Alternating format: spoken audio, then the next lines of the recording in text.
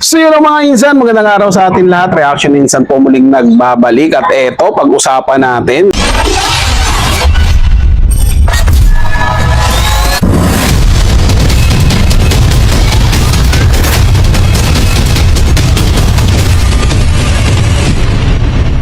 So ito mga insan, bigyan din natin ng reaction yung pananaw dito o yung ginawa ni Boying Rimulya kay Senator Marcoleta. Ito ay galing sa channel ni Pips TV mga insan at balikan lang po natin. Si Pips TV po, idol ko yan. Siya po yung dahilan kung bakit po ako nagbablog ngayon. Inspired po ako sa kanya at siyempre parang gaya-gaya na rin ako sa kanya.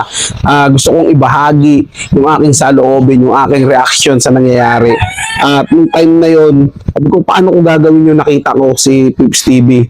At yun, doon ako nakakuha ng idea kung ano gagawin. Minsan nga, video niya pa ginagamit ko eh. At sorry, minsan Pips TV akong yung clip mo na yung ginagamit kong materyales sa aking reaction video. At naibad po yun. Pasensya na po. Sobrang, sana po, mabigyan tayo ng pagkakataon na magkita. Idol po talaga ito, Sir Pips TV. So ito, panoorin natin yung sinabi ni Pips TV dito mga insan.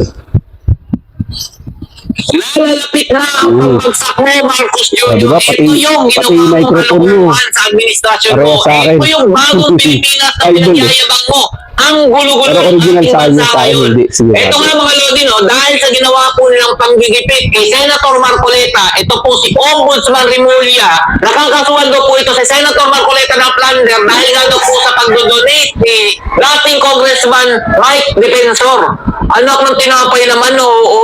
Huwag niyo na kami paikutin pa. Kinasuhan si Senator Marcoleta dahil nga siya po ang nangunguna dito po sa pagpapaimbestiga ng flood control. Gusto niyang takutin itong taong ito na nagmamalasakit lang sa taong bayan, pero anong ginawa ninyo? Imbis na usisain po yung flood control anomaly na yan, kakasuhan niyo pa po yung mga nagsasalita at gustong mag-witness dito. O ito na ang resulta, Marcos Jr. O Ombudsman Rimulya, tingnan mo ang kapaligiran kung gaano kagulo o ginulo ninyo ang nananahimik na taong bayan. Gantong-ganto ang nangyari sa tatay ni Marcos Jr. Kasi Ferdinand Marcos Sr. Ito rin, sigurado ako, ang magiging kahihinatnan nitong PBBM na to. Dahil lahat po ng mga kalukuhan pinagagagawa nila ngayon sa administrasyon niya.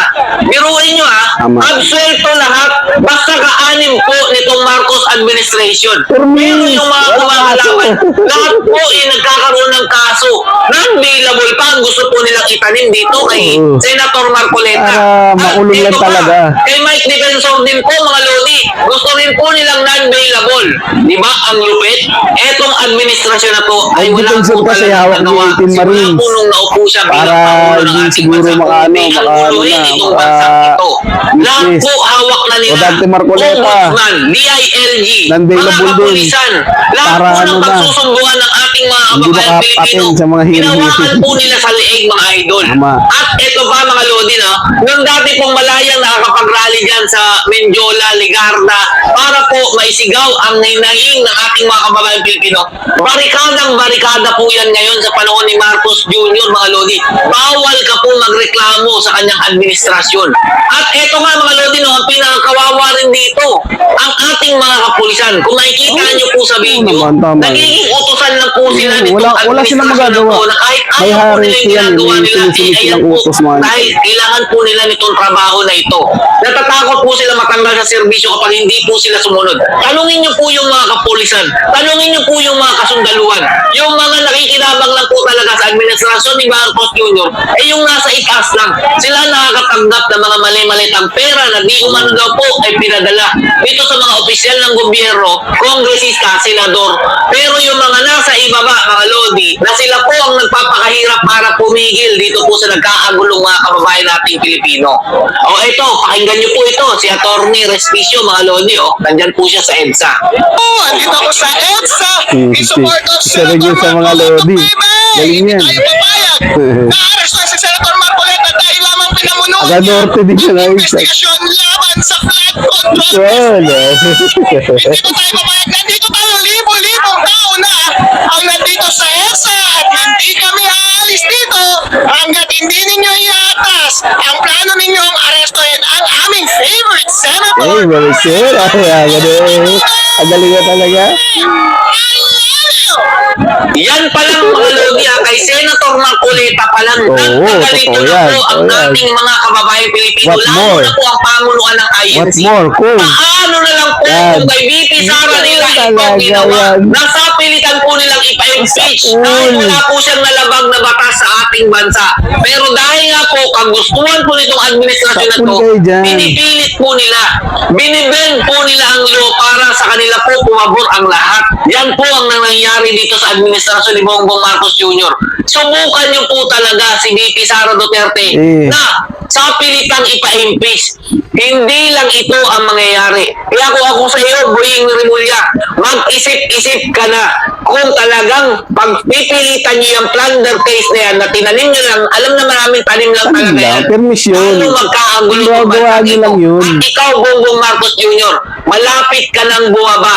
Nararamdaman ko na magiging kagaya ka talaga ng tatay mo. Tama. Kung paano napatalsik sa Malacanang. Hanggang dito lang po muna mga idol. Abangan pa po natin ang mga maiinit na balita. At kahit anong mangyari mga Lodi, Duterte pa rin kami hanggang dulo.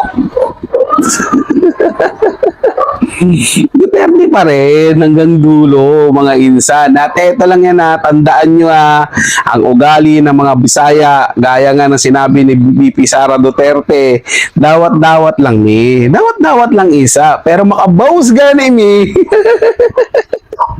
Yan ang sinasabi niyan. Antayin niyo yung pagbawi. Di ba?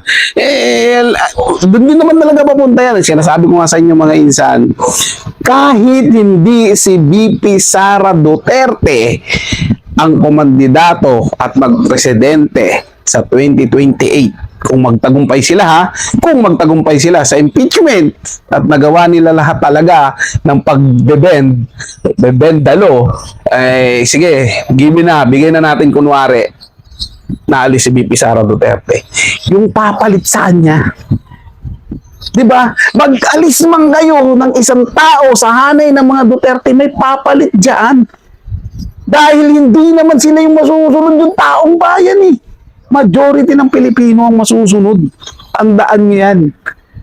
Kaya meron talagang pagkakataon na mababawian at babalik sa inyo lahat yung mga pinagagawa nyo dito sa ating bayan. So yun mga insan, maraming salamat sa inyong panonood at syempre, huwag niyong kalimutan na mag-subscribe dito sa ating channel at i-hit ang notification bell para updated po kayo sa mga bagong video na ilalabas natin. Huwag mong matakot mga insan mag-subscribe, libre lang naman yan. Wala pong bayad yan. At syempre, huwag niyong kalimutan bisitahin yung ating Facebook page at TikTok. Maraming salamat sa inyong panonood mga insan. Ingat po kayo palagi. Paalam po.